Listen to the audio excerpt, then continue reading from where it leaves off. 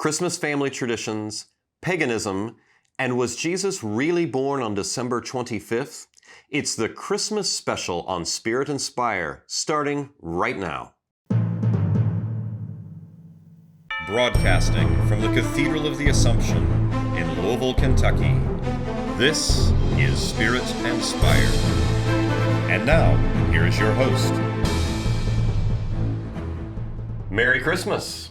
Welcome to Spirit Spire. I'm your host, Isaac Fox, joined, as usual, with my co-hosts, John Sohl. Hey, everyone.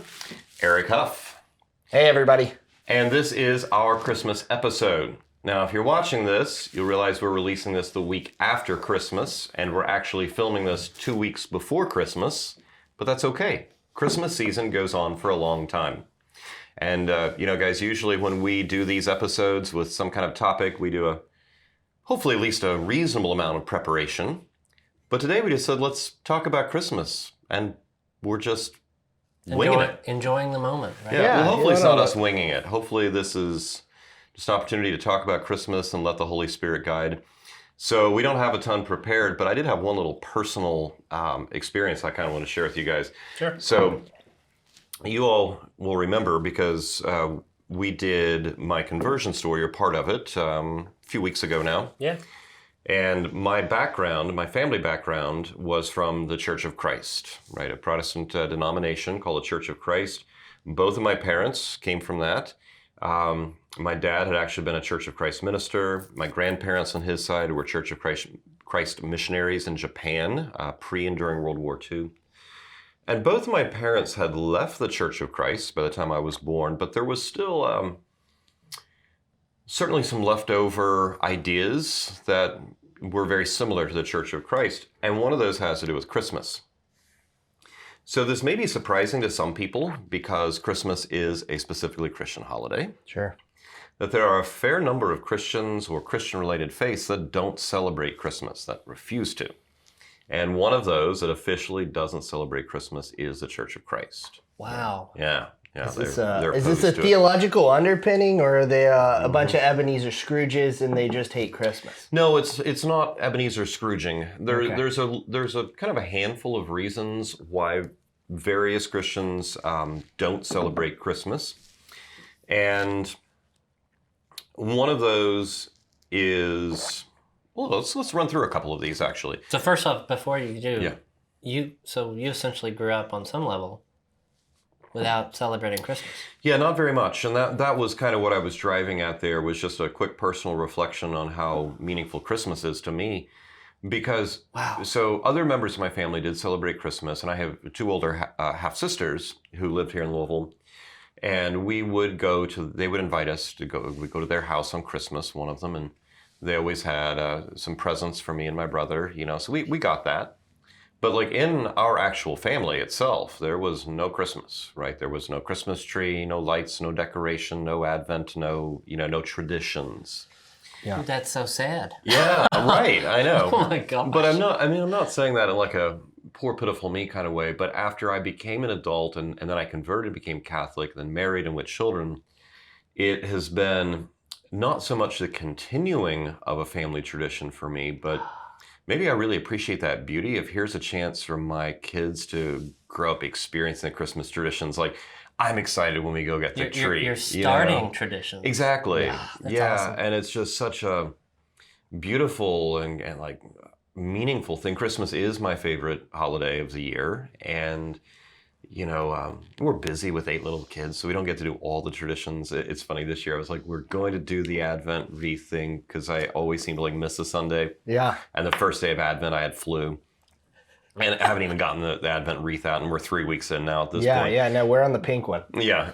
I know which one we're on. Yeah, don't forget that, right. Yeah. But I don't know, just for me, it's so special and so beautiful, and it's like kind of want to move past some of the nitpickings and reasons about why somebody might critique the celebration of Christmas, and just realize in a lived experience how rich, how beautiful this is. And so like I said, I get excited when we go and get the Christmas tree and we put it up. I'm excited when we do the lights, and maybe having one of the littlest ones pick up and let them put the star on the top. And these are just memories. These are beautiful things that I wish for every family. Well, that's awesome, and even more the reason to point out that the Christmas season lasts longer than just the Feast of the Nativity. Yes. Right. Christmas not Day. just December 25th. And that's why, part of the reason why we bring up the topic today Right. is to kind of explain to people. My mom,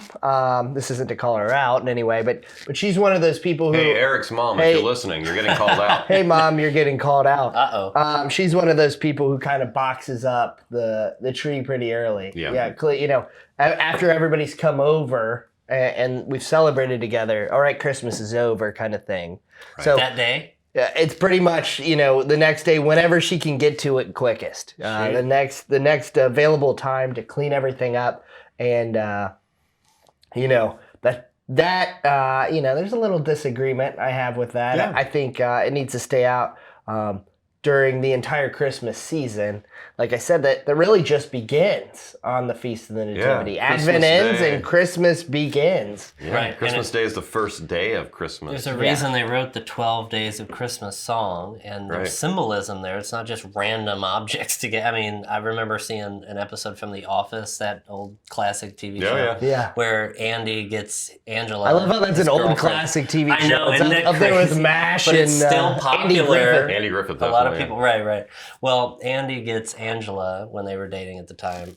Literally all of the things that are spelled out in the 12 Days of Christmas. Or Even no, the not Weeping Angela. It was Aaron, right? And so he literally inundates her with like geese and That's awesome. cows, and she's like, and she doesn't know who it is, so it's an anonymous giver. And she just says to the whole office, for the person actually giving me the 12 gifts from the 12 Days of Christmas, please stop. It's ruining my life, or something to that effect. That's awesome. But the symbolism of the 12 days speaks, think of the 12 apostles, think of all the different gifts. I think and they're what they the can do. 11. I think the 11 The 11 pipers piping. Then are the 11 faithful apostles. Right, so then the 12 Days of Christmas may be the 12 tribes of Israel of some level, right?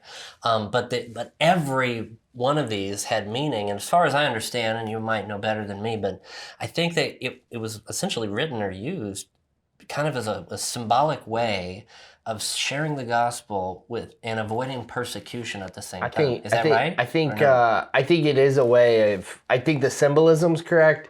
I've read some sketchy accounts on the history. I don't know. First off, I think that the accounts I usually hear about it being to escape persecution is in England at that time, but even the Church of England would have all the theological concepts contained within the 12 Days of Christmas song. I don't think the Church of England would have taken any theological issue with. So I don't see why they would have needed to hide it. And I found a couple anecdotes, like you said, of it being written that way, but I can't find any real historic Nothing specific. nothing to back that angle. Definitely a great tool for catechesis. Yes. Either way. And fun to sing in karaoke. I'll tell you yeah. That might be a bigger part of it. It's just a really catchy song. Yeah, it is. So, this is a great opportunity to kind of lay this to rest once and for all. The 12 days of Christmas are not the 12 days leading up to Christmas, Right. correct? Right. 12 days from Christmas onward to what day? January I don't know, you tell me. I really don't know. 6th. 6. Oh, yeah. The Feast of the Epiphany. Epiphany. Yeah. Yeah. There you go. All right. Yeah, No. that's awesome. So, And that brings up the whole question of dating, which just goes back in the sense of setting dates. I'm really glad you're going here because when you Yeah, were it's like when you were bringing all of a up the Christmas thing, Yeah. and saying they don't celebrate Christmas, and I'm like, is there a theological component?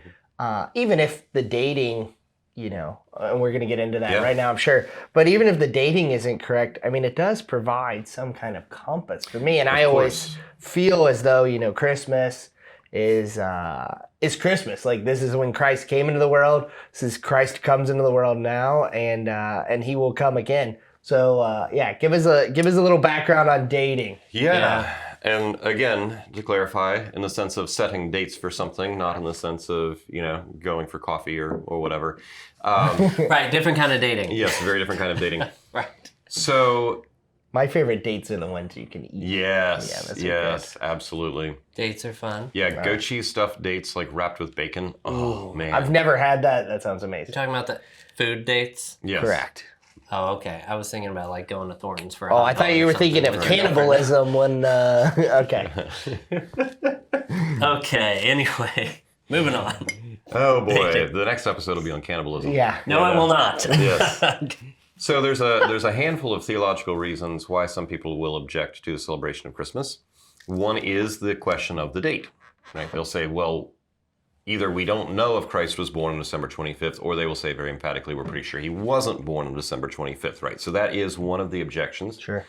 Good objection. Another objection is simply against celebrating birthdays. And I believe, I don't want to, one of the things I'm always trying to be very careful of, because as all of us know, our faith is often gets mischaracterized, Sure. kind of like a caricature of it. You know, a lot of our beliefs get misunderstood. So I try to always be very careful about that with other people. Absolutely. But I think I'm correct in saying that that is an issue that Jehovah's Witnesses have. I'm fairly certain that there's an opposition to celebrating birthdays. I know they don't celebrate birthdays. Yeah, so I think that's connected with that.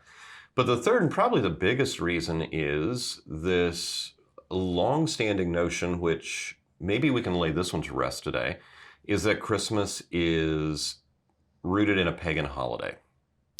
Yeah, I've heard that before.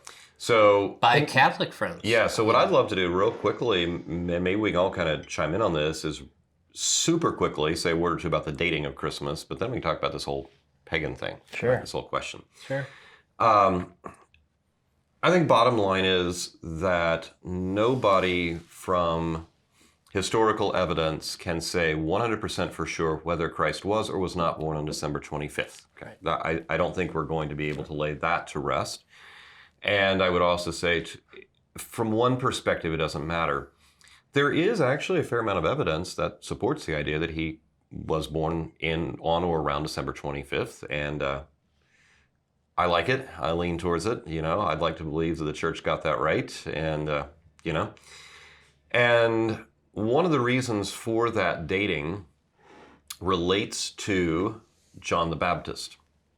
So John the Baptist's father was Zechariah. He was one of the priests. We read in the Gospel of Luke that he was serving his term. There was like 2 separate courses of priests, and they had different times they'd have to serve in the temple. So he was doing that. He was at the altar of incense when Gabriel appears to him and says, your wife Elizabeth's going to conceive a son. Some work has been done that would indicate, because he was of the family of Abijah, I think. It says what like priestly family he's from. Sure. Have tried to go back and work out what dates that family would have been serving as priests in the temple. Okay, so there's one direction to go on that. The other direction is the fact that, if you guys remember, the people outside the temple are getting really worried that he's taking so long to come out of the temple. Yeah, he was in there a long time.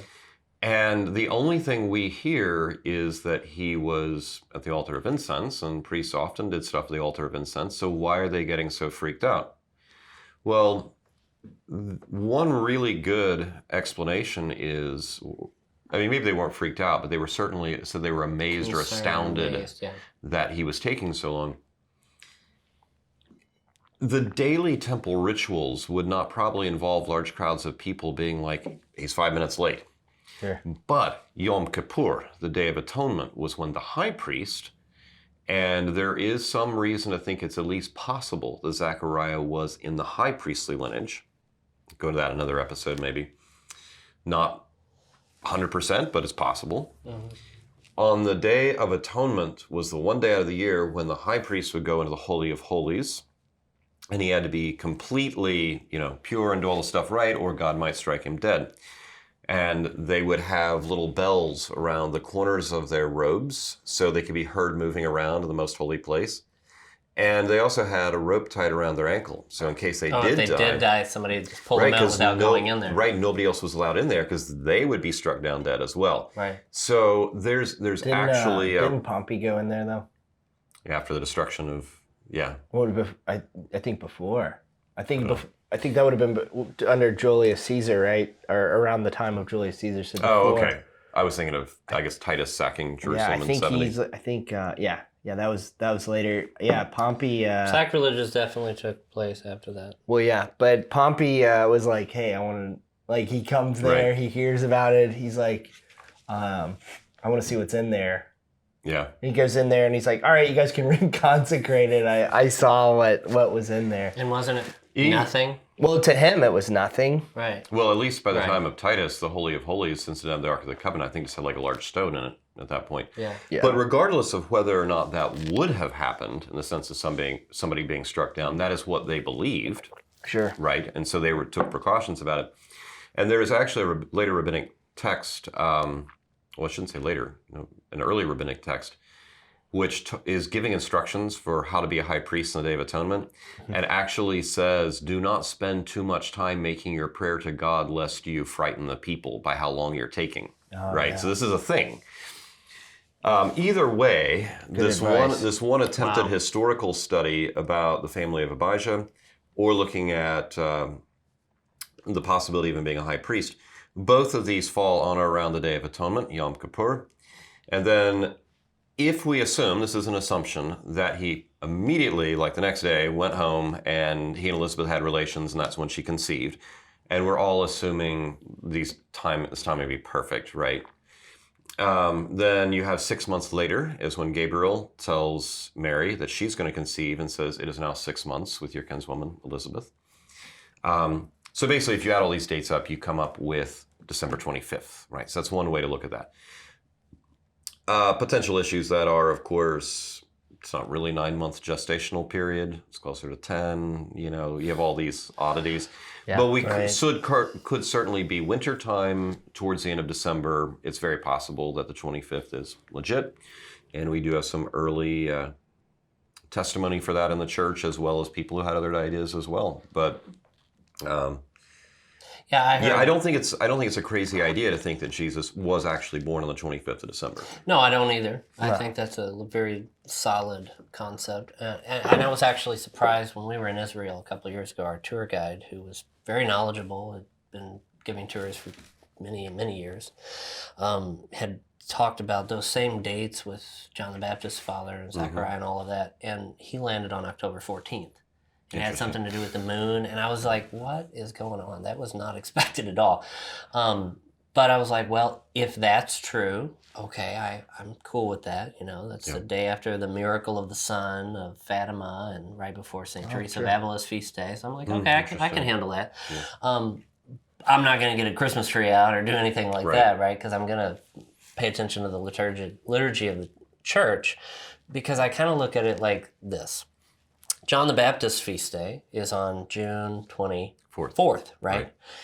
Jesus' birth and the Feast of the Nativity is on December 25th, 6 months apart. Why? Because they were born 6 months apart. And that is precisely for that reason. It coincides with all the dating I'm mentioning. And in a cosmic way, it coincides with the winter and summer solstices, I think, where John the Baptist has said, one of the last things he said is, I must decrease and he must increase. And so on the hottest, or rather longest day of the year, June 21st, right after that is John the Baptist's birthday, feast day, right? And then the days begin decreasing. And the days begin decreasing all the way to December 21st, the shortest day of the year, where the sun is over the horizon the least amount of time. And then from that day forward, the light begins to increase. Oh, that's really fascinating. So Christ being born on December 25th now fits perfectly, not just into the liturgical calendar, but even in the cosmic, the cosmos, Yeah. And so there's this divine dance between the cosmos and the liturgy. And it all fits together. And that's not like a superstitious or pagan idea, because God created the universe. Yes. Well, yeah. He set the stars and the sun and the moon to give us times and seasons. Genesis says this. And he's the one who ordains when the birth of his son is going to happen. So there's no reason to think that he couldn't have worked that out perfectly. And of course, Gospel of John tells us that Jesus is the light which is coming into the world. And we know, by natural means. You know, the moon has natural effects on the waves and on people. On people. Oh yeah, like have you seen werewolves? Yeah. Oh my! Wait, what? Where'd they go? No, but yeah. Zoinks! But the natural effects of time and season, and even constellations and things of that nature. I think the issue becomes when supernatural things are ascribed to natural phenomena. Yeah. So like to say, you know, a great example, the moon causes you to have special powers, right. or something. That's not going to do it. Right. Or it charges up some crystals in your. That becomes superstition where you start worshiping the cosmos, where you start worshiping the objects that you're trying to. And St. Thomas, pull you know, he spoke on this, you know, these points specifically, you know, saying, yeah, you know, medicine and how it works. You can take certain things, certain elements, and that's good because it's medicine. It really does physically help you. But if you're ascribing, you know, this special aura crystal, right, that's not scientific. You know, and on a deeper level too. What I think is interesting about that, because we think of astrology, think of, you know, horoscopes and all this and that, is, you know, on a very limited level, people are affected by seasons, right? You know, we might have moods, emotional things, so forth. Right, so I wouldn't say that, you know, it's completely and utterly irrelevant. I mean, nature does affect us, seasons affect us, all of that, that's true. Allergies, yeah, which even though it's December, I'm dealing with right now. Yep. But of course, obviously, as you said, you don't want to start pushing into this idea of supernatural things because of these natural causes.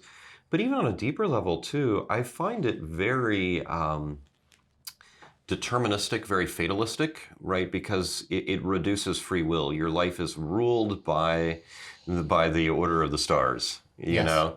What's the line from Shakespeare? The fault lies not in our stars, but in ourselves, or whatever. And that's the more appropriate way to take, because otherwise you would, you know, it's become such a common thing.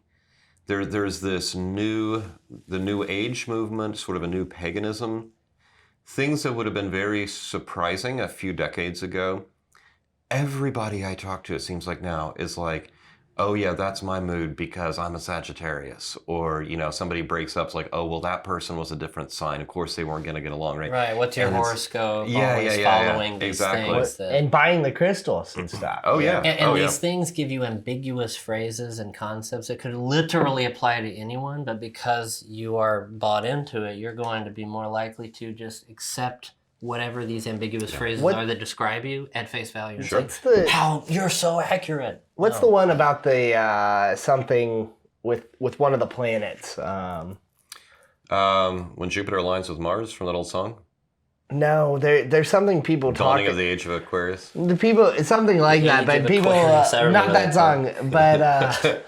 But no, people talk about something like Mercury's doing... Mercury in retrograde. Retrograde, yeah. What is that? I don't know. I thought that was when the thermometer went down. Yeah, me too. No, I hear it all the time, but people are always like, oh, you know, Mercury must be in retrograde. Must be in retrograde, yeah. And like I use it as a joke at work because I'm like, you know, we have one of those nighs where everything goes wrong. I'll be like, man, is there a full moon tonight? Yeah. And of course, the thing is, it's not a full moon, right? And that's kind of, so it's like humor, but guess what? This happens when there's not a full moon. It happens when Mercury's not in retrograde. And I've had people many times say to me about something, some way that I am, you know, oh, well, that makes sense. You're a Cancer. And I find it funny because my birthday is July 5th. I share in some of the more obvious ways a lot of personality points with my late father, whose birthday was December 17th. Okay, so like he's not a Cancer, not even close. We're way apart in the calendars. So it's biology it's like biology and nurture and all that played a large role in my personality. Fancy that, right? Wow, what a surprise. I don't think so. What a surprise. But yeah, I mean, I just think that there is something, I think on one side it can be a handy excuse to say, well, yeah, I'm like this because of when I was born. But on the other side, when you start thinking about it, it does become very fatalistic. It's like you can't really alter the course of your life. You begin to get rid of the idea of free will. Things are predetermined, who you'll be in good relationships with, who you'll meet, how things will work out in your life. And that's... such a cancerous thing to say. It is. Don't be crabby about it. Oh my gosh. Oh, right. I agree with you. It is a sad reality that many people are falling to these Except the Pisces, illusions. they're kind of fishy. Oh my gosh. All of these things, though, essentially become illusions, Yeah. And yet, I look at anyone who would fall for any of these types of superstitions or claim that the things that we fall into with our faith are superstitions, with this idea, okay, I recognize that every person is desperately searching for meaning in this life. And that's really what is behind this intense obsession with rejecting religion as they perceive it to be, but then falling right into religious practices, meaning if you're religious with sports, that means you are dedicated, committed. Sure. You are always at practice, always at the big game, the tournaments, and everything. You won't miss. You probably have superstitions and rituals you do as well. Exactly. Everyone does. So whether it's sports or shopping or astrology and all the horoscopes or Catholicism, everyone, no matter what they say or claim, is religious. Yeah. Everyone has a religion, and they live according to certain habits, commitments, and attachments that dictate behavior and beliefs. Sure. And if we can help people aim their searching, their deep longing for meaning toward the things that actually have meaning, that are going somewhere, I think it would make them realize that Christmas isn't just about gifts or Santa Claus or the commercialization that we oftentimes see. Not that I don't enjoy the fun festivities that surround some of that. Sure, yeah. But that there's so much more. Right. That family gathering on these sacred days, because not everybody can gather on Christmas Day, but many people can gather on other days throughout the Christmas season, whether they recognize it or not. Right? Yeah. It is a whole season of gathering. There's plenty of time. Of healing. It's meant to be a time of healing. John, I think you absolutely nailed it with that. The search, the longing that is within each one of us, which can only be it can only be fulfilled in some religious way, right? Even if we're not conscious of that, that's what we're looking for. And you mentioned the rejection of religion, such as maybe Christianity, that precedes that frequently. Sometimes that is an outright rejection, but I think a lot of times it is simply cultural, a misunderstanding, poor representation of the religion. Yes, sure. But regardless, you go through these phases where maybe an entire country or culture begins to drift away from faith, right? And that can happen on the one hand sort of accidentally and unintentionally, and then you'll always have some players in that scene who are maybe very vocal, who are actually pushing to get rid of religion or to deny that it has any validity. And so you begin to wind up with a culture that is drifting away from religion, and yet the need for it inside the human heart is still there. And I find this really interesting because we never seem to go from religion to atheism and stop. What happens is the moment the traditional religions like Christianity have been kind of put on the back burner or scooted off the stage, presumably refuted, laid in the grave. What happens is, because people have the same longing and same need, but no longer find Christianity to fulfill it, they look for religious alternatives, to your point. And I think this is really interesting because if we go back to the 1800s, you can actually go back a little bit before this, right? But let's think Enlightenment, let's think Revolution in France, let's think German philosophies of the 1800s that were either atheistic or headed more and more towards an atheistic direction. Let's push on through Nietzsche, all this kind of stuff, right? We have this wave of skepticism, of materialism, of atheism, and all this. You know what went along with that? Spiritualism. Okay. You have, in the late 1800s and early 1900s, you have this just overwhelming explosion of people suddenly starting to believe in mediums, in reincarnation, in seances, in contacting the dead, all this and that. Mm-hmm. Why? Well, we can look at it in a very negative light, which we should, but at the same time, it makes sense. You have a culture which has begun to reject the supernatural, begun to reject the spiritual, begun to reject the religious. But human nature says, no, no, no, there has to be more. I need it. But Christianity has been supposedly done away with. Debunked. Right. Right. And so you look for new ways. And I find it so interesting that never in history has lack of belief been more common or more popular than now. And the very things like what you were talking about, Eric, crystals, right? A lot of more kind of new age, neo-paganism kind of Yoga. practices are everywhere. Yeah. It's like it comes in to fill that void. Mm-hmm. And I was thinking, and of course it's very dangerous, right? So the void needs to be filled with what it's supposed to be filled with, right? And that's maybe that's one of the reasons why we're here, is to try to actually speak the truth of Christianity. But it occurs to me that ties in directly with the question of whether or not Christmas was a pagan holiday. Yeah. So maybe this would be a great time to take a short break. Now we discussed some of the dating, and as I said, this was kind of winging it today. I had no idea we'd end up talking about. I think it's all essential stuff. It's good, awesome.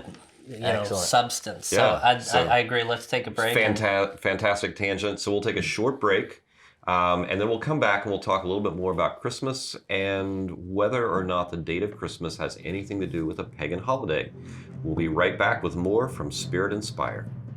Family Renewal Project is our local Theology of the Body apostolate in service to the Archdiocese of Louisville.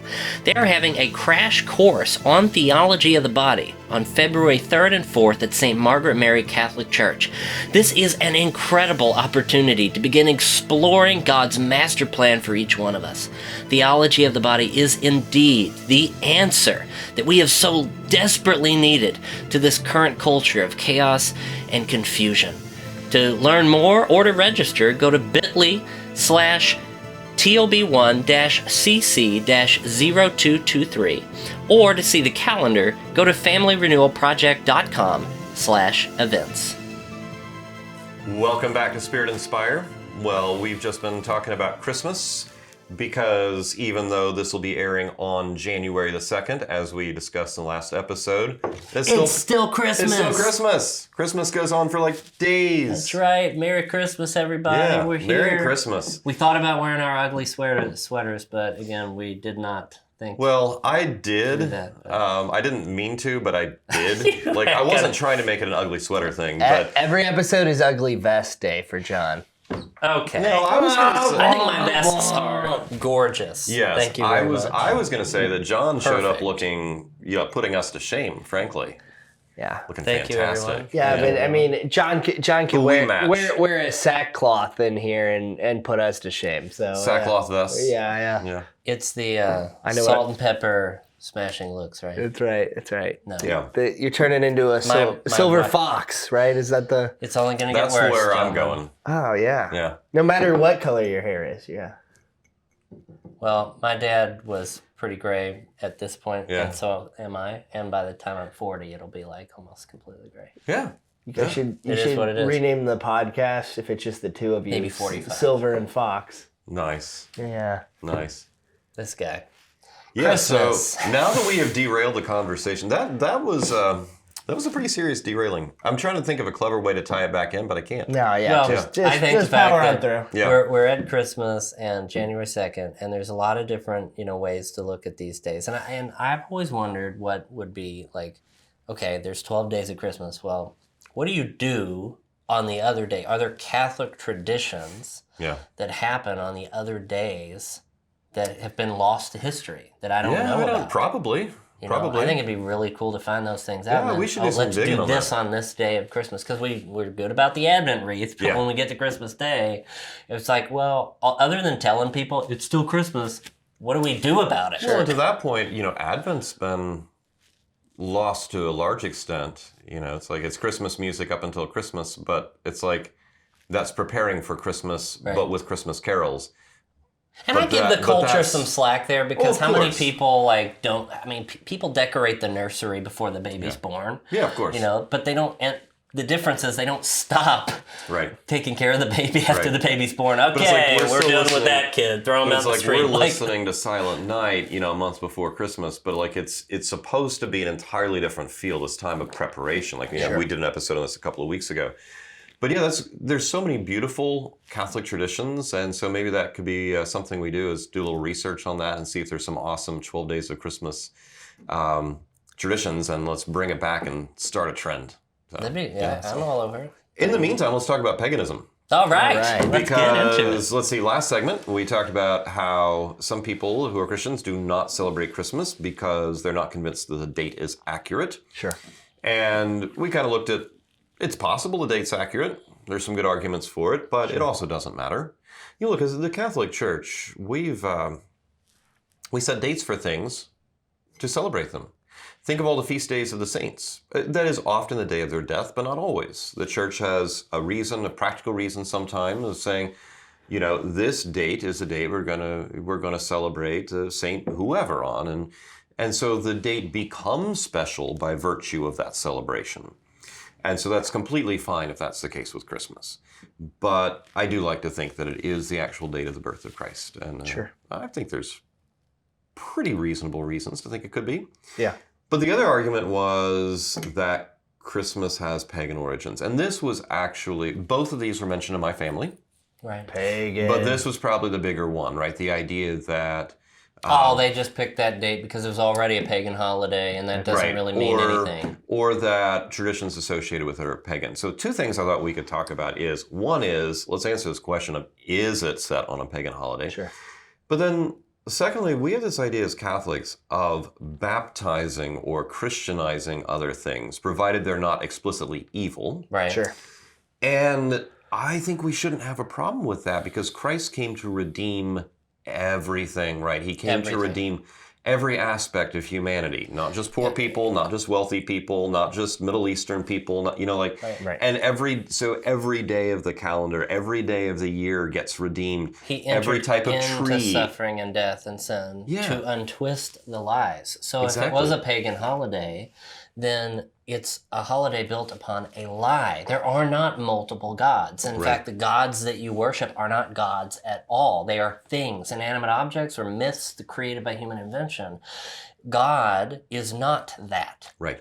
And so when Christ enters into humanity, it's not humanity making up Christ to make ourselves feel better, but it's Christ himself, by nature of God the Father, acting within human timeline to enter in, perhaps to a pagan holiday, maybe, to then untwist the lie of that day and sanctify it. Or even show the truth. And show the truth. Right. Yeah. There maybe was some shadow of truth there. I think of Cyrus and in Persia and how, I remember him. Yeah, if you, I'm reading right now Cyropedia by Xenophon, and in it you hear about Cyrus the Great and his religious practice and the way that he sees himself receiving supernatural grace.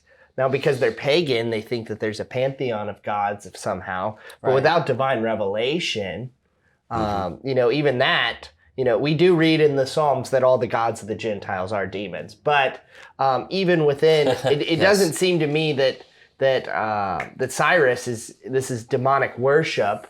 It's just a person who, this is before the revelation of Christ, obviously, but doesn't know the further Jewish revelation of the time, that God hadn't revealed himself. So even by reason, we know as Catholics, as Christians, that those so-called righteous pagans that they give worship to God in their imperfect way to Logos, to Jesus Christ, whether they know it or not. Some closer, thinking of like the Ionian philosophers like Aristotle, gets pretty darn close just by reason alone. Right. And I would say there was a work of God there. When we look at the peripatetic philosophers, it's amazing, right? The wisdom that they did have and how they helped to shape so much thinking that played so well with Christianity. Yeah. And there has been this argument put forward that God gave religious revelation to the Jews, but that God was working with the Greek philosophers so that the pagan world would also have a revelation that would prepare both for the coming of Christ and the fullness of time. And I think That's pretty cool. One of the really great examples of what you're talking about there, and this goes with this idea of Christianizing a pagan holiday, right? And we'll talk about that in a moment, but this is a great little derail, is in the book of Acts, we see St. Paul preaching, right, in a pagan city, and he's at, somebody help me out here, the temple of something, I think. I'm trying to remember. The Areopagus. Yes, the Areopagus. Yeah. And he says to the people, I see you're very religious people, you've got all these different gods, you know, and he tells them how he's looking around, he sees a statue that just says, to an unknown God. Yep. And he says, that's the one that I'm going to, you know, proclaim to you today. And he starts preaching Jesus Christ to them. So look at what Paul did there, right? He sees something in their religion that he can use as a starting point to say, all right, I'm going to take this and I'm going to show you the real truth now, right? I'm going to use that, but it's a building block. It's an opportunity for Paul to latch onto something they would understand, they believe, they appreciated, and then use that to reveal the truth. And the same could certainly be done for pagan holidays. A lot of them were just, may have been associated with gods or goddesses, but a lot of them were seasonal. You know, harvest, spring, new birth, end of a year.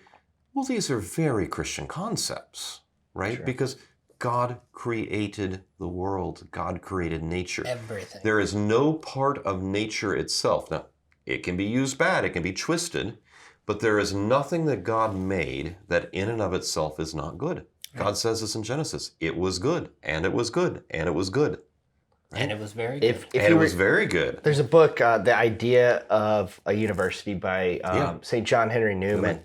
And early on in the book, in one of the first chapters, there were a series of lectures that he gave actually. But early on in one of the lectures, he goes through the entire litany of dating way back up until his point in history in the 19th century, of all the things that, you know, Christianity has Christianized since then, and you know, recognizing all the places where we recognize the truth outside of Christianity, only to bring it in because it is the truth. You know, it's the fullness of truth. Yes. Right.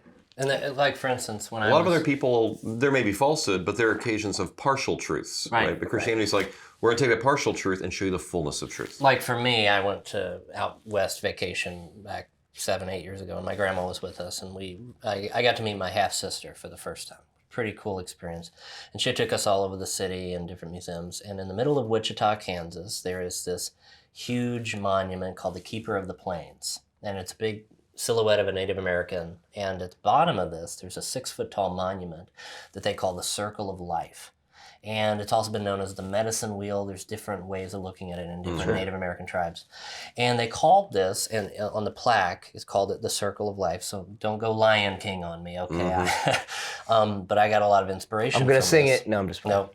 I've already done that a lot with the youth group I led, because I actually had called it the Circle of Life youth group with my 3 parishes when I came home. Yeah. Okay.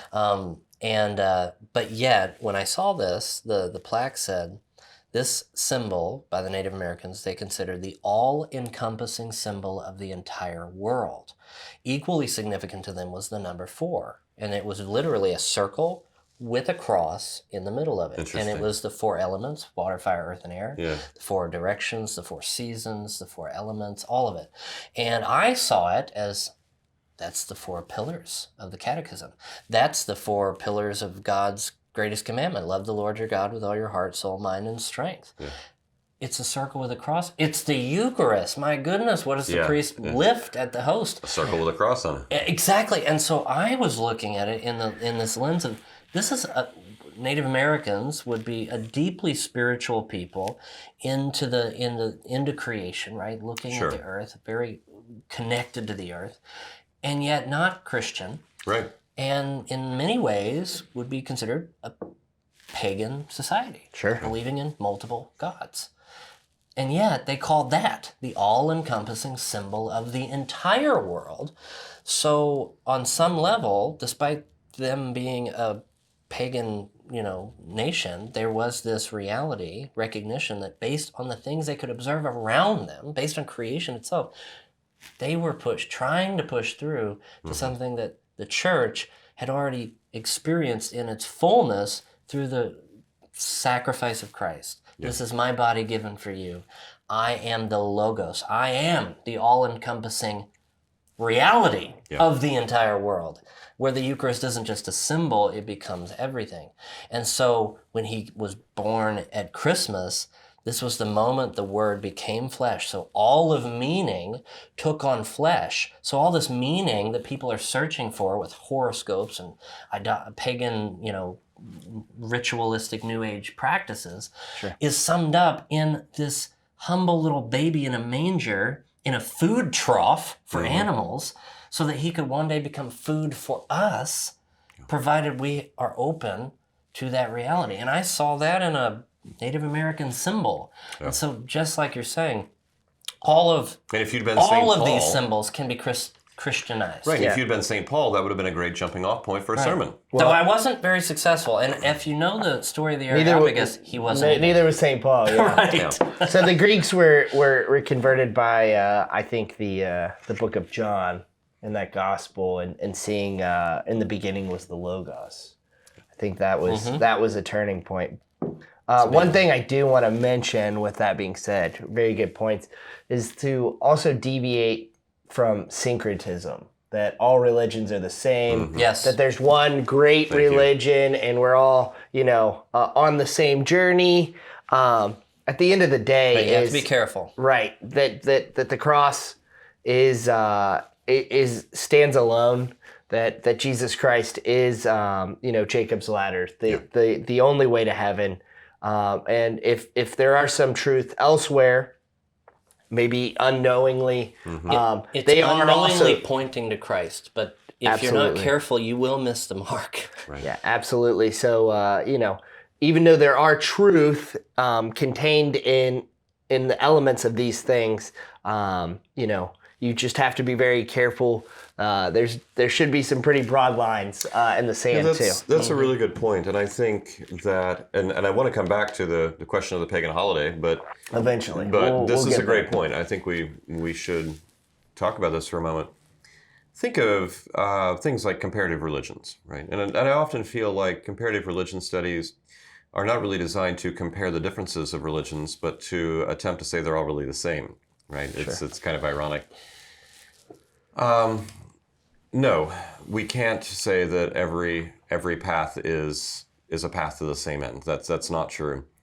But also, I think if you actually examine religions without an axe to grind, with a more just critical eye, no, they're not all the same. Not even close. Sure.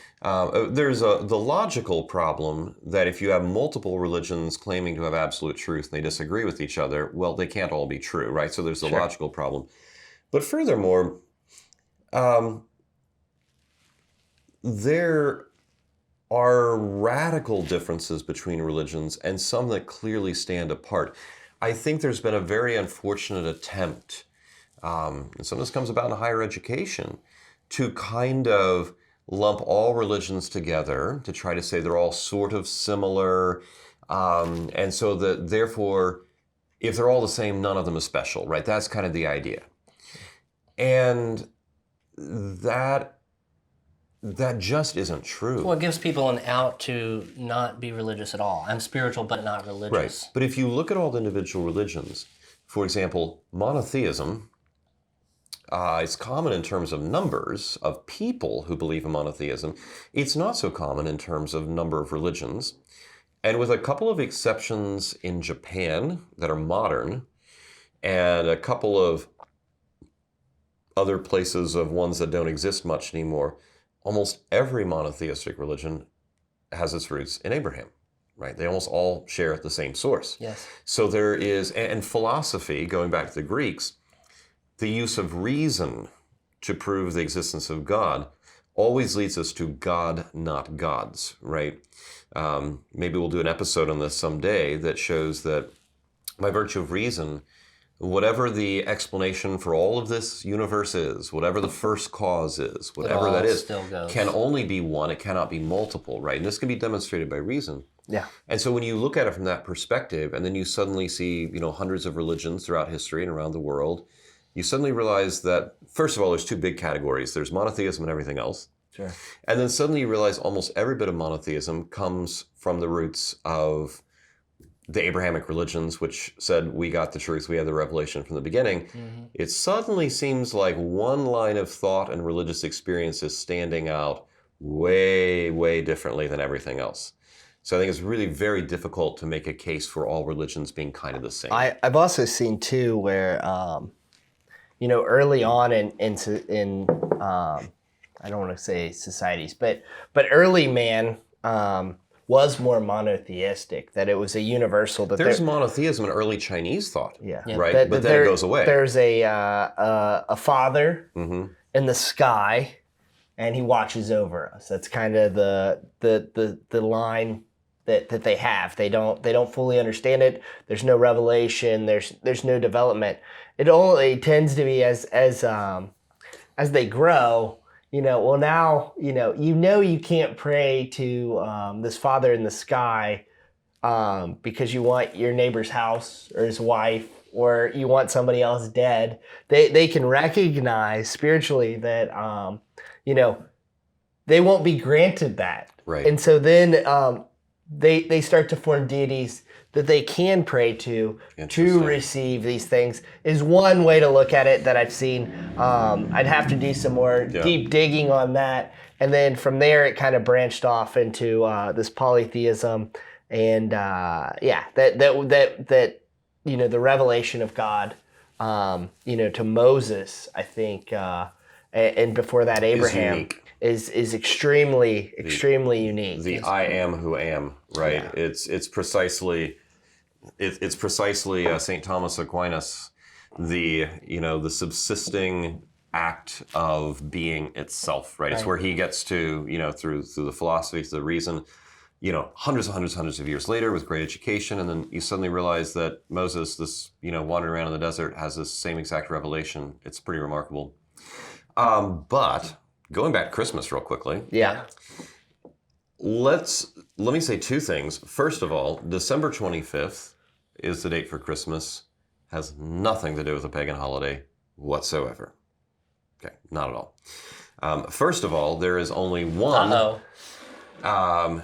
And again, like as we said, it's okay if there had been some, we can imagine possibilities. Maybe there was a pagan holiday towards the end of the year looking forward to the coming of the new year and new life, and the church would come in and say, hey, you guys have this idea. Well, let's show you who's the new life coming into the world. It's Jesus. And so we'll use that date, but we'll baptize it. We'll make Christian.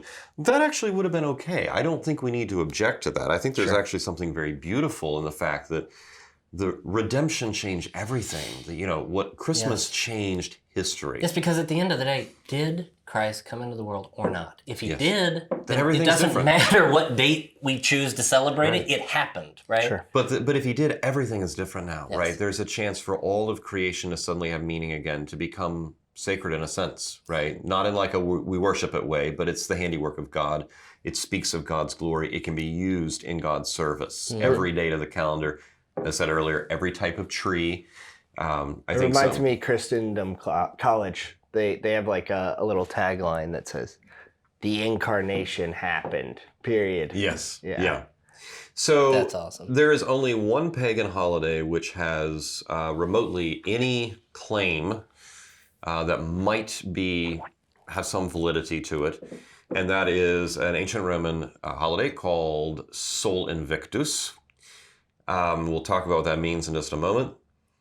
And what's interesting is there are only one or two references to it that indicate that it was celebrated on December 25th. It's not actually clear, right? So we have next to zero historical reference that this holiday was celebrated on December 25th. Okay, that's point number one. Point number two is the earliest apostolic reference we have to Christ's birthday being December 25th comes from a saint, somebody whose name I don't remember, but in AD 204. And this is some decades prior to Sol Invictus having become a pagan holiday. It wasn't even a thing at the time. Yeah. Right? So we have Whoa. this really, really early Christian belief from a church father, from a saint, in AD 204, saying Christ was born on December 25th. And this is before St. Helena had even visited, and Right. Constantine's mother. This is 100 years before Constantine, all My that. goodness. Now, to be fair, Before the Edict of Milan. to be fair to critics of the dating, there are other early church fathers that said Christ was born on November 18th or something, right? There are alternate lines of thought there. But we do have this one well before Sol Invictus was established. And when we move forward up to like Augustine, Augustine saying it's tradition, like long-standing tradition, basically, that Christ was born on December 25th.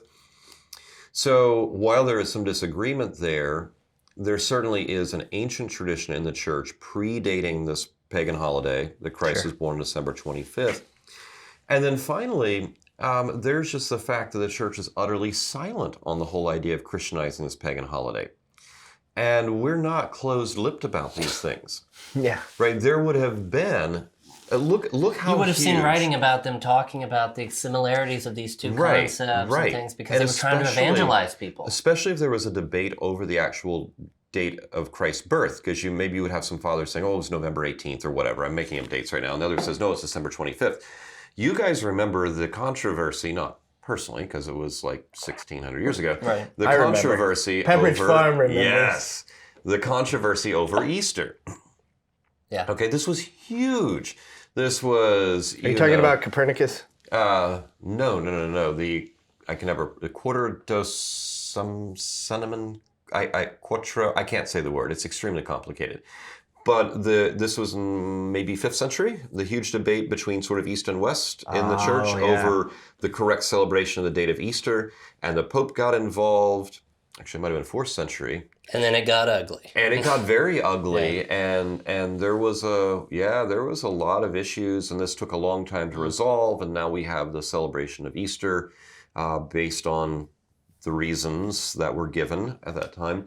Is it a difference between? I mean, it all has to go with the vernal equinox. Exactly. Right? It was roughly a difference between like the Roman calendar and the Jewish way of viewing the calendar by the moon phases, right? Sure. The new moon Right. had something to do with the dating for Passover, right? So you have like the East celebrating it one way and the West celebrating it another way, and the Pope says one thing and the Eastern Fathers is saying another, and like we got this tradition, no, we have this tradition, and That one might get resolved. I think it almost came. Well, this was still Eastern Catholic, right? This is before the split between Eastern Orthodox. This is like in the 400s. Well, Years sure. before the Great Schism. Sure, yeah. So the bottom line is, you would expect to see, if you have such heated conversations over the traditions of dating, you would expect to see that with Christmas as well, since there were differing opinions. You would expect to see this was a pagan holiday. We're taking it over, guys. Sure. This is why we set this date. There's nothing about There'd this. be an There's argument not back a and clue. forth. Yeah. There's not a hint. So there is literally nothing whatsoever which indicates any relationship between Christmas and a pagan holiday. However, ironically, Sol Invictus, and we already know that that doesn't have anything to do with it, but if it did, it would be kind of interesting because it means the unconquerable sun. That's kind of cool. That is pretty cool. But you look at other things with Christmas, like I think some people say there might be some pagan association with the Christmas tree, and this goes back to Christianizing things. Well, it's to us a symbol of, because it's an evergreen of the life of Christ, right? The eternal life. And so again, I would have to say, who cares if it was used in a pagan celebration? Sure. This is God's creation. This is God's tree. And we get to say now something much more beautiful about what it represents, something much fuller and much more full of truth about what it represents. Yes. So just because, and I think this is the bottom line I want to really underscore, this is God's creation. It belongs to Him. So just because somebody has used a part of it for a bad purpose does not mean that we need to say, ooh, I'm not going to touch that. Because what happens? Eventually, everything gets used for a bad purpose. Sure. All of creation is suddenly unavailable to us to use. What we need to say is, This is our Father's creation. It does not belong to anybody or anything but Him. We are taking it back. Yeah, absolutely. Amen. You know, it's so important, I think, that we make it clear that, you know, people who are spiritual but not religious, not really getting all of this, you know, Christmassy stuff other than the commercialized cultural representation. We're talking about the spiritual devotion to Christ, the Word Himself coming to dwell among us, to live with us, right? That's a concept that, you know, is cool when you put it in a manger and it's pretty decoration. But when you have to actually get to know Him, have a relationship with Jesus, and allow Him to teach you how to live and how to change your behaviors, your beliefs, your practices, right? And detach from these unhealthy attachments. When you have to do that, that's where I think people kind of shy away. But this is where I think it goes to that idea between paganism and this monotheistic Christian worldview that is so unique, so beautiful, so true, that we need to understand. And the same with other religions that are even monotheistic, right? Yeah. Are they all the same? No. Right. Are there similarities? Yes, but how? And what is the distinction? And I think of Father John Bartunek, who was the spiritual guide on the set of The Passion of the Christ. Okay. He gave a talk at our Family Renewal Project banquet last year. Yeah, at Holy Angels. Yeah, at Holy Angels. It was a great experience. And he wrote a book called Spiritual But Not Religious. And I read it, and it was just fascinating to me how he talked about how all religions ask the same questions.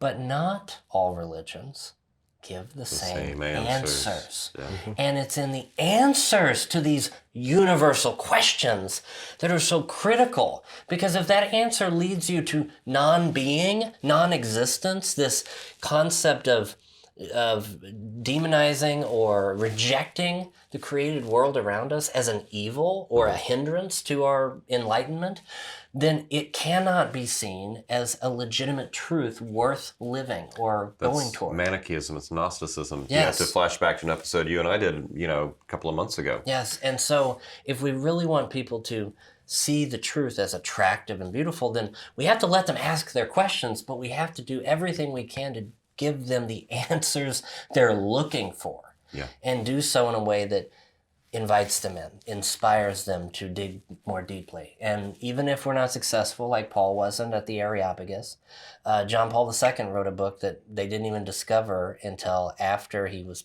gone. It just published, and it's called Teachings for an Unbelieving World. And he actually gives an entire reflection over what it was like for Paul to speak to them at the Areopagus and what we're facing in this world. He wrote that manuscript in the 1960s, before he was even a cardinal, I believe. And it was published 2 years ago. And before the first time. The perception of the world, at least at that time, wasn't that it was unbelieving. Exactly. Especially compared to now. Yeah. Exactly. Now we all see it, and it's for it to be published now is prophetic. powerful. Pretty prophetic, yeah. Well, John, you said that, this idea that all or many religions are asking the same questions but have different answers. So whether it's the actual date or not, though, I would say December 25th gives us the real answer. Yes. Yeah, that's what it's all about. Amen. The Word became flesh, the December incarnation, 25th. the birth of Christ. Nothing has been the same since. Nothing can be the same since. So let's take a quick break, shall we? Let's do it. Okay, get in one of those necessary talking points. We will take a short break, and we'll be right back with more on Spirit and Spire. Hey everyone, another sponsor for today's episode is the Cathedral of the Assumption in the heart of downtown Louisville, Kentucky. It is the spiritual center of parish and family life and is a historic treasure for the Catholic Church in America. Take a tour or consider visiting for Mass. Check them out at cathedraloftheassumption.org. All right, welcome back. This is the Christmas episode on Spirit and Spire that we're doing today. And I'm still hanging out with these goofy guys over here. Somehow we're still here. Yeah, I know. It's good stuff. So as we come back from the break, I know there's a couple of things we want to talk about here in a few minutes. We want to kind of close today with talking about some family Christmas traditions. Good stuff. Drinking right? that eggnog. Oh yes, and I make homemade eggnog from scratch. Do you That's really? the thing. I do it at my restaurant every holiday season. All right, next year and when we do a intensive, Christmas but- episode, you gotta make some for Yes. Right. Well, it's actually not Christmas yet. We're still filming us in Advent, Oh, so that's true. maybe I still have time to make some for you guys at least. Why can't having some Advent nog as we Yeah. Or we could have some epiphanog. Epiphanog? Epiphanog. Epiphanog. Okay. There we go. It's good stuff. It's kind of like revealing the great. Never mind. I don't know where I'm going with that. But And it could have been blasphemy. Anyways. It could have probably been. Yeah.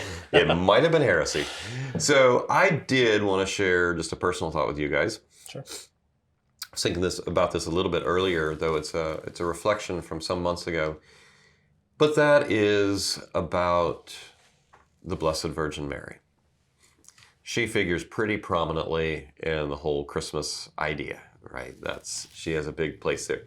And also, John, St. Joseph. Yes. He's pretty important. I'm happy you didn't forget him. Yes, how could I? Who? Yeah. Can't forget guy. St. Joseph.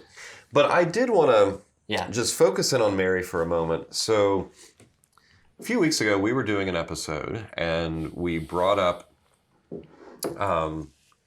the subject of the Immaculate Conception, the notion that Mary was given special graces by God so that she was preserved from the stain of original sin, even from her conception, right?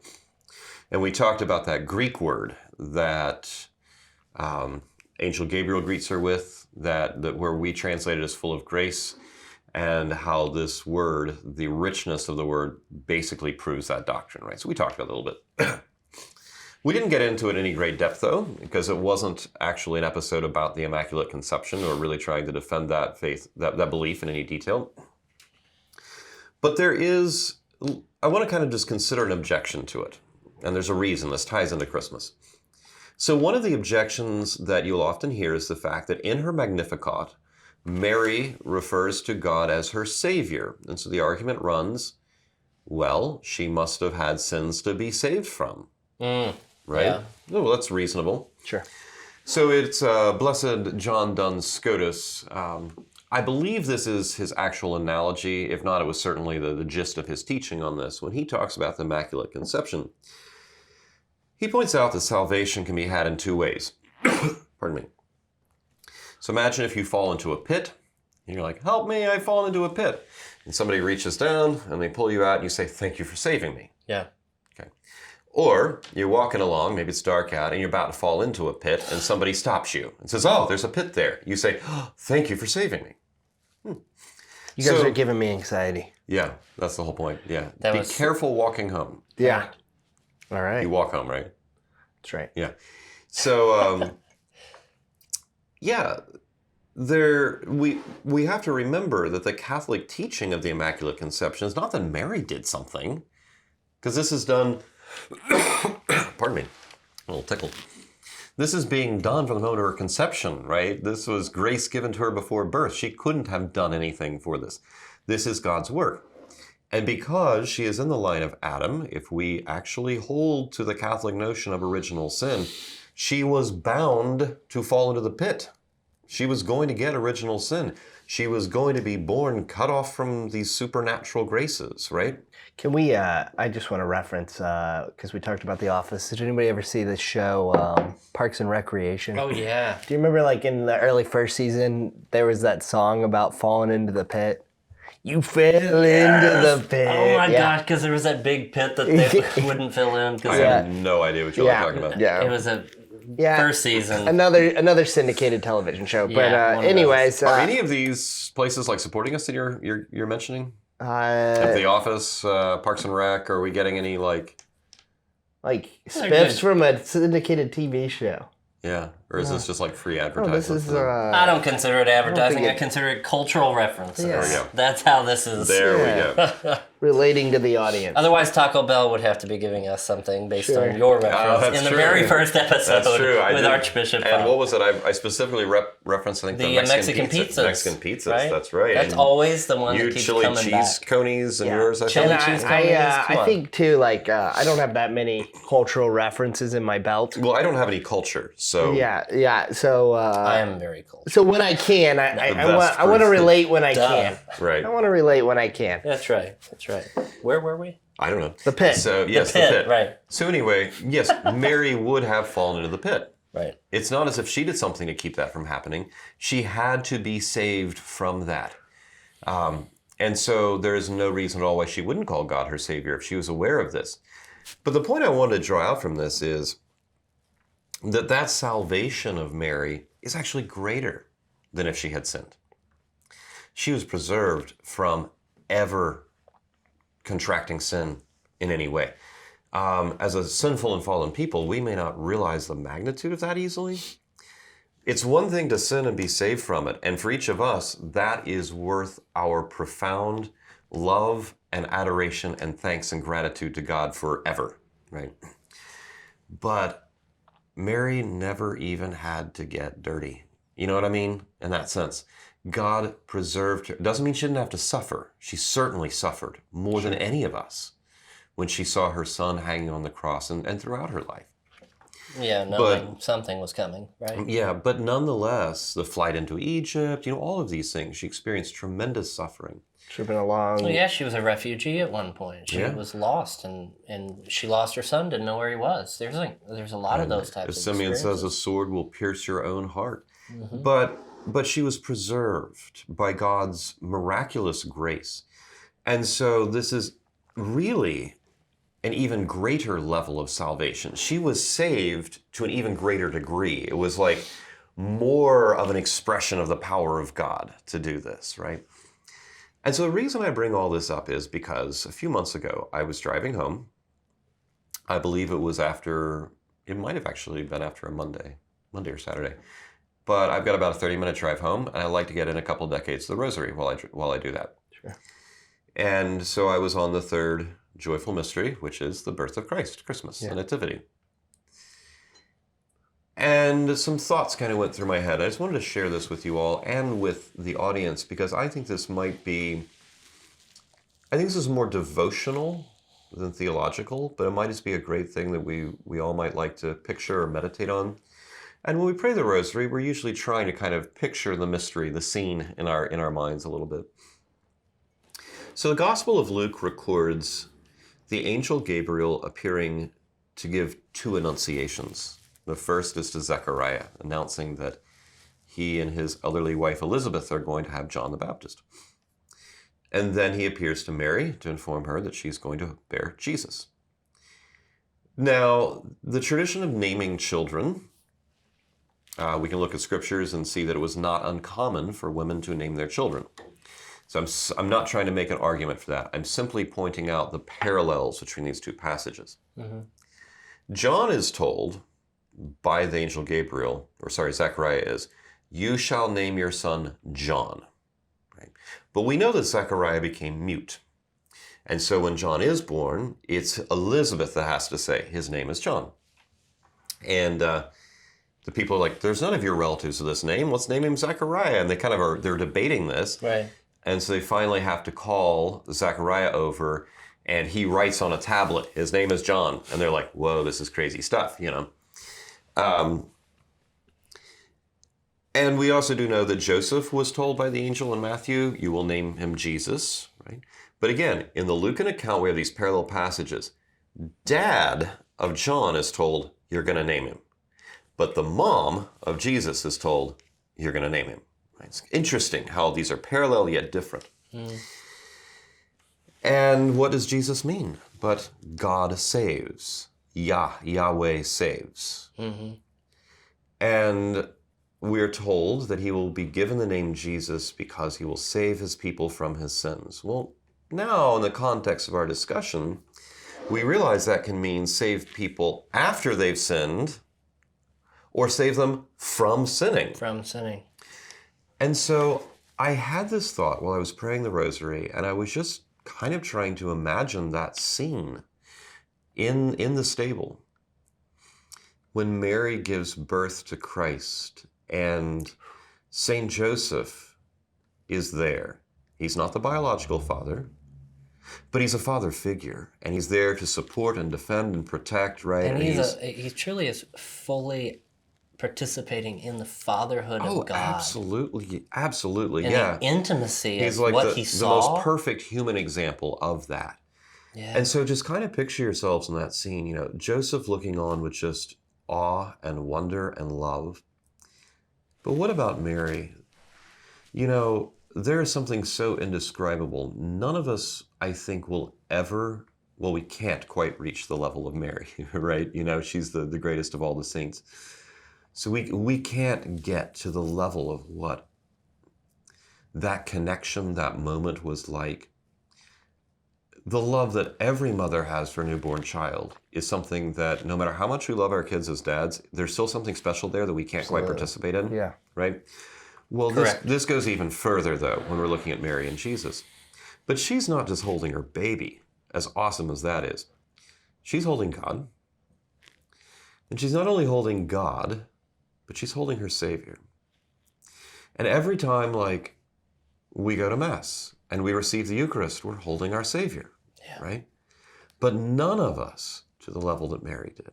Right.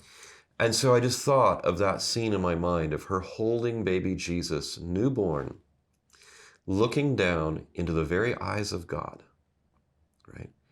And the angel had said, you're going to give him his name. You're going to name him. You're going to name him Jesus, God saves. Well, I would argue that nobody received that level of salvation more than Mary did. So how perfect that, yes, St. Joseph will be there to confirm that that's his name. Oh, yeah. But Mary is the first to give him the name. And she already knew it. She probably did it right there a minute after he was born. She probably looked down into those eyes and said, you're Jesus. But she wasn't giving him a name like a label. She meant it. It's who he was to her. She was looking down into the one who had saved her to the uttermost, kept her from falling into the pit. This is God, my Savior. Yeah, because think about it. She's 15, 16, 17 years old when she's giving birth to this baby. And think of a 15, 16, 17-year-old person, boy or girl today in this culture, and even 50 years ago, 100 years ago, there are sins, pains, sufferings, regrets, addictions that may have developed in the age of many young people. And for them to be able to say, I don't have any of that. For any one person to be able to be at that age, that critical age of adolescence.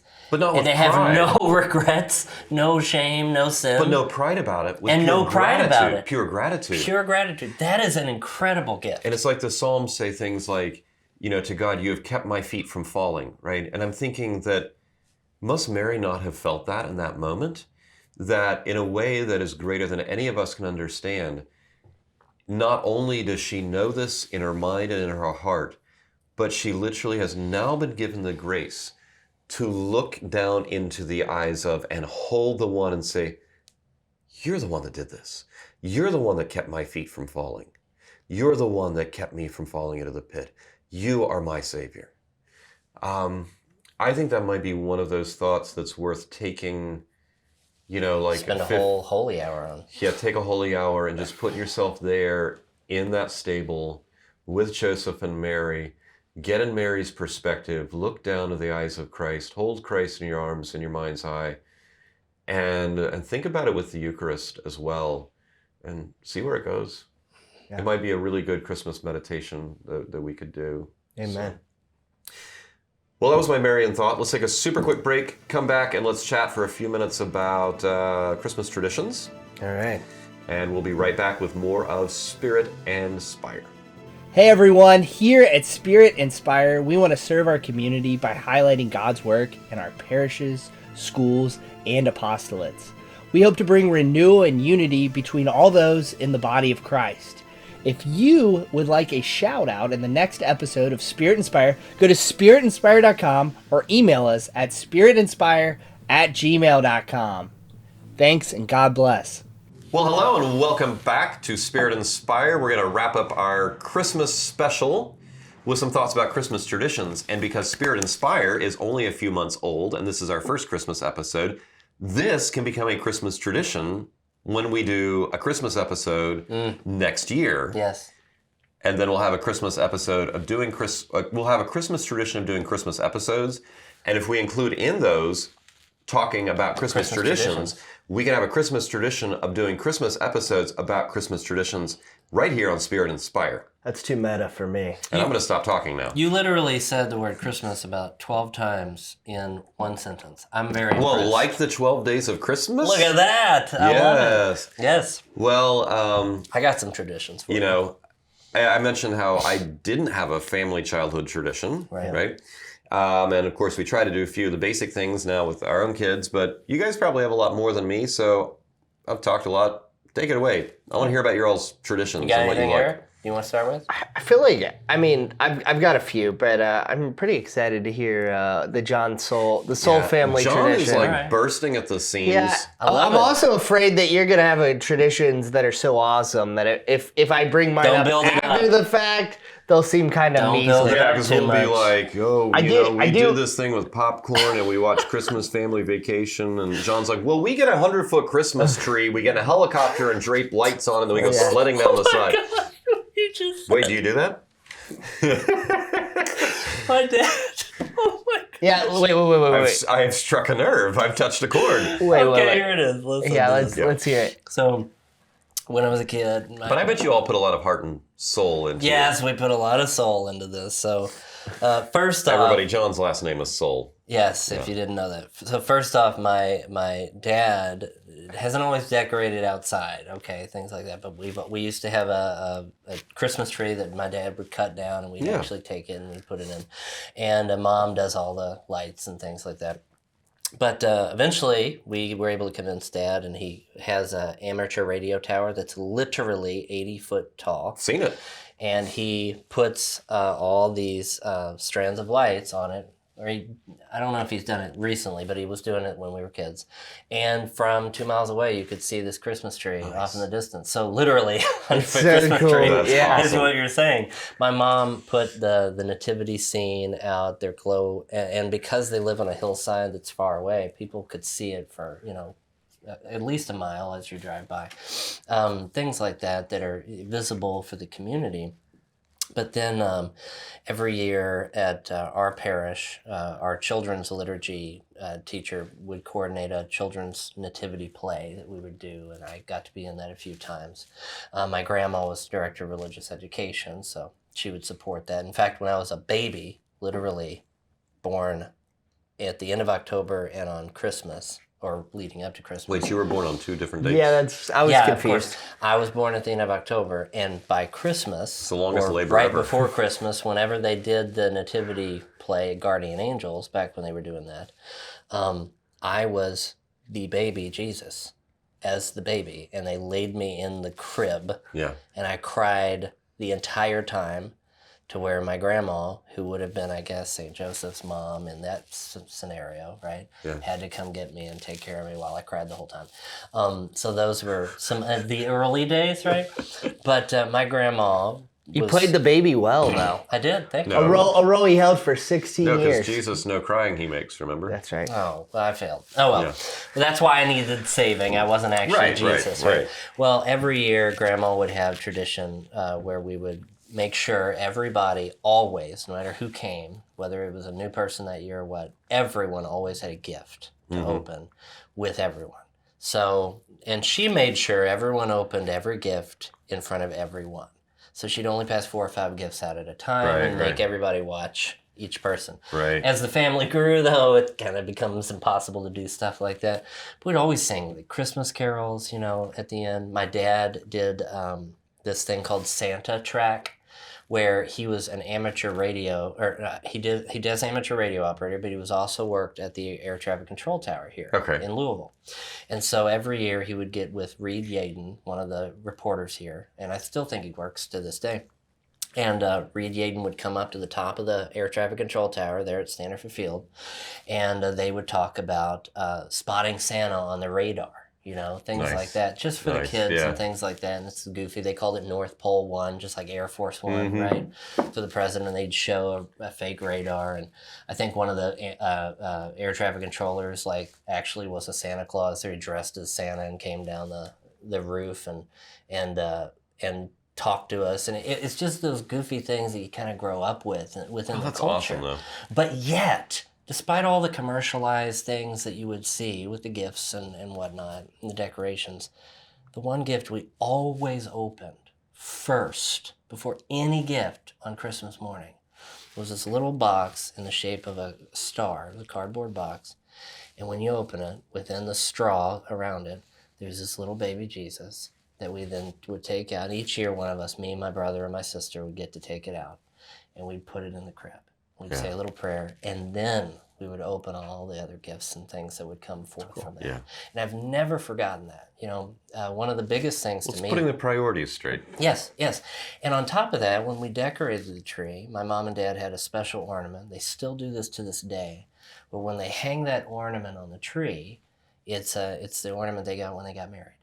And they always kiss. And they always make sure we take a picture of them kissing as they put that ornament on the tree. And you always say, ew, gross. Yes, of course. Good, and good. so, right. And even today, we still like, no. But we take that picture, and to me, it's a testament to their fidelity to one another, to their love, to their sacrifices they've had to make, any of the sufferings they've endured. Oh, yeah, they had to raise you. Because of right, exactly. They've had to raise me. But those are maybe a snapshot of the traditions that I experienced growing up. And on my mom's side with my grandparents, of course, they died by the time I was 12. So I didn't get to feel all of that. But those Christmas Eves and Christmas days were beautiful as well, with just the joy of being with family, singing songs. My grandpa Elder, my mom's dad, always did goofy skits. So even on Christmas, we'd be, goofing around, and he had a big camera, so he would take video of it sometimes. So those things they stay with you, your whole life. And you want to pass those on to your own kids in different ways. And of course, always guiding them to Christ, the ultimate gift on Christmas. But if you can give people a taste of the real meaning behind all these things that we do every year, and which many people do mindlessly. They just do it because everybody else does it. They don't think much about it. Yeah, there's nothing just gives them wrong- fuzzy feelings. There's nothing wrong with ritual and tradition. In fact, it's good, profound, and healthy. We need it. But we need to also be very intentional about it so it does not become merely a habit. Exactly. And then be forgotten. Exactly. What about you, Eric? Yeah. I think some of the things that stick out are kind of regional. Christmas, growing up in Cincinnati, we have Fountain Square and a big Christmas tree down there, and just all the shops and everything coming a little bit more alive for Christmas. There's an ice skating rink down there at Fountain Square. Oh, that's so cool. The Like Festival outdoor. of Lights at the zoo. I think that Cincinnati has a lot more living nativity scenes. Like I can think of one in Cheviot that's just in front of an AutoZone that's like a living nativity Wait, scene. are you saying people dressed in Yeah, character? and animals in Just there. standing there? Yeah, sometimes it's figurines and real animals. Sometimes it's people in character. Wow. So there, quite a bit of that goes on. I don't think I've seen much of it down here. Bring it here. Yeah. Make it work. A couple years since Kings Island would have like a winter fest, and so just big holidays, lots of parties. Everywhere seems to go all out, and like I said, becomes more alive. Typical traditions at home with the tinsel and the Christmas tree and everything. Tinsel, But I think something that stands out is there's so many Christmas mishaps that would happen. So I think that might be the focus here. I remember when I was little, I actually don't have recollection of this. So this is my mother's memory though. One of my first Christmases, I'm on the ground and the cat had climbed up to the top of the tree. Nice. She could just see its eyes, but the tree tipping over and falling on a baby gosh. Eric. Like the tree coming over That onto the baby. explains so much now. Yeah. So that's a little bit much. One of my earliest memories of Christmas is I got one of those electric Jeep things, kid cars that you could drive. It was the best Christmas gift ever. So I excitedly run up and see it under the tree and immediately just slam into the tree and knock the whole tree over. All of That excited. my mom's valuables in the wall unit and stuff getting knocked off by the tree, being Oh my literally hit by a gosh. car. Yeah, my first head-on collision. Yeah, Your first one, not your last. definitely not the last. So yeah, it was pretty cool. But like I said, Christmas mishaps are pretty awesome too, especially in the commercialized traditions. I remember seeing a kid like sit on Santa's beard and get like pulled down. It's hilarious. There's like this Christmas like reindeer dancing. It had a tail and somebody ripped the tail off of it. And the guy's trying to get it from the suit. So just fun stuff like that, yeah. New traditions that have kind of started to spur in our family is my brother and I, every other year. We used to try every year, but then it became overwhelming. But every other year we commit to making a Christmas video that is inspired from my grandpa, who used to make all those goofy videos. And if he had lived to see the birth of YouTube, he would have been a millionaire, old geezer, that made money just by being too close to the camera. But he would script things, and so we kind of scripted out. And so one year we did an Attack of the Killer Christmas Tree, like Attack of the Killer Tomatoes, that old B movie from the 70s.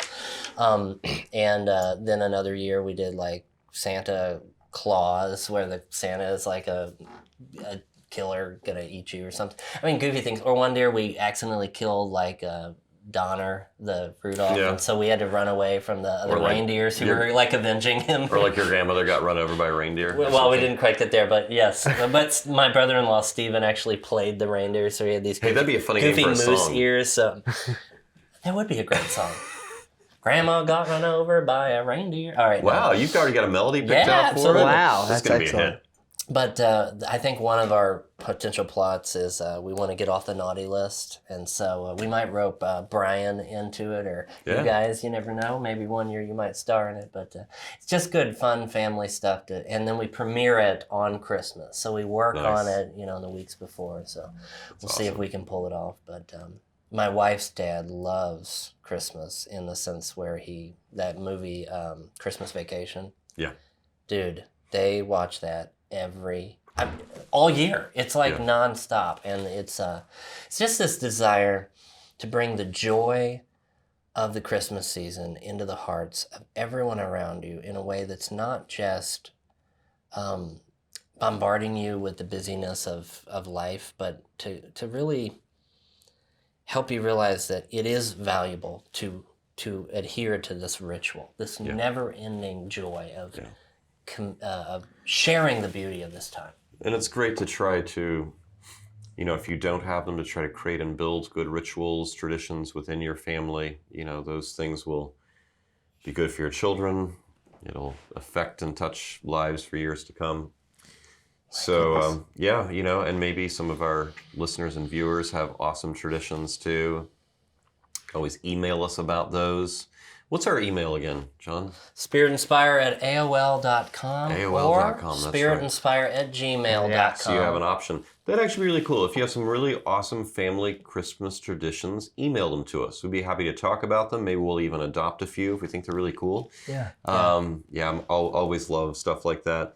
But most of all, again, Christmas changed everything. Christ is born. Amen. The Word was made flesh. Yes. God has become incarnate. And what does that mean but that God has chosen to dwell with us? The eternal God, the infinite God of all the universe, has chosen to live and walk among his people. And I think that is why Christmas has changed everything, and it's too big to even wrap our heads around, but I think all we can do is rejoice in it. So, that's right. From all of us to all of you, a very Merry Christmas as Christmas continues for the 12 days after Christmas, and have a Happy New Year as well. So we'll be back next week with more on Spirit Inspire. God bless you all.